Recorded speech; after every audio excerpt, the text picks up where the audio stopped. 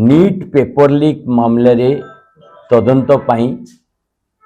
शिक्षा व्यवस्था रे सुधार पाई एवं त्रुटियुक्त परीक्षा कराउथुबा शिक्षा मंत्री धर्मेंद्र प्रधान को इस्तीफा पाई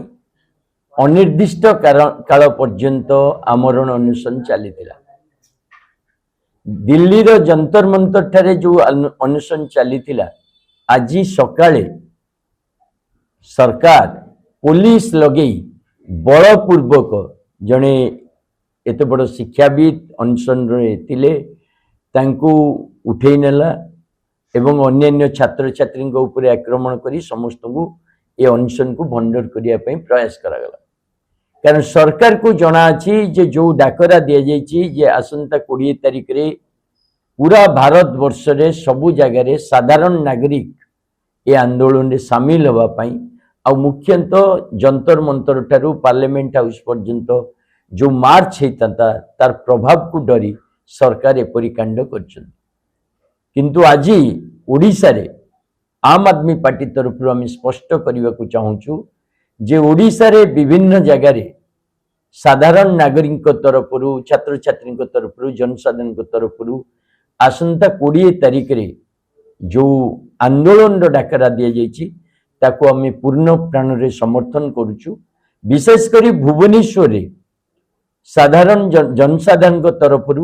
विभिन्न बुद्धिजीवी राजनीतिक दल व्यक्ति विशेष सांबादिक समस्ते मिलित भाव में गोटे धारणा प्रदर्शन करने मास्टर कैंटीन टे निष्पत्ति से निष्पत्ति को आम आदमी पार्टी तरफ आम आज पूर्ण प्राण समर्थन करुचु।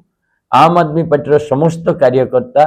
बिना बैनर रे बिना आइडेंटिटी रे जोटा साधारण जनतार जेहेतु प्रोग्राम होउची आमे भी अनुरोध करचु अन्य संगठन मानकु राजनैतिक दल मानकु बुद्धिजीवी मानकु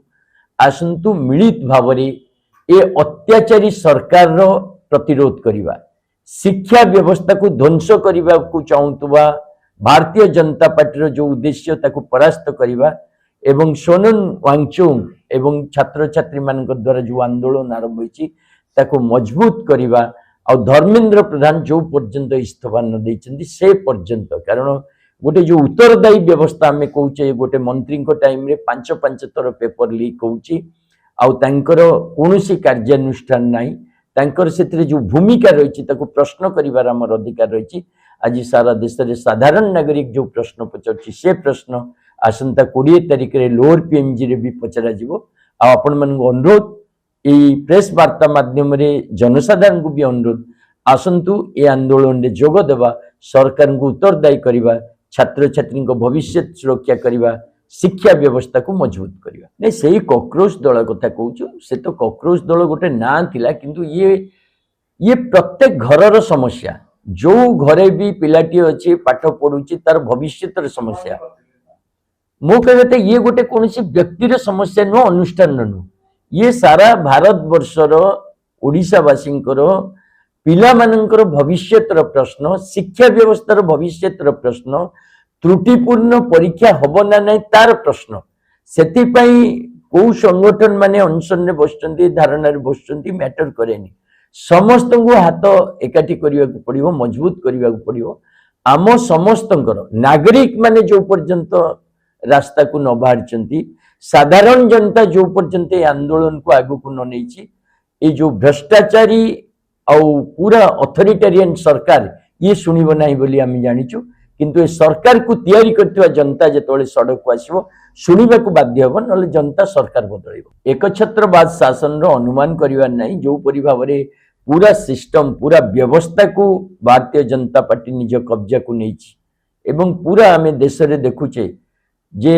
दिल्ली पुलिस कमिशनर को गतकाली ट्रांसफर कराला कारण आज शांतिपूर्ण आंदोलन उपरे अटैक करा जो घटना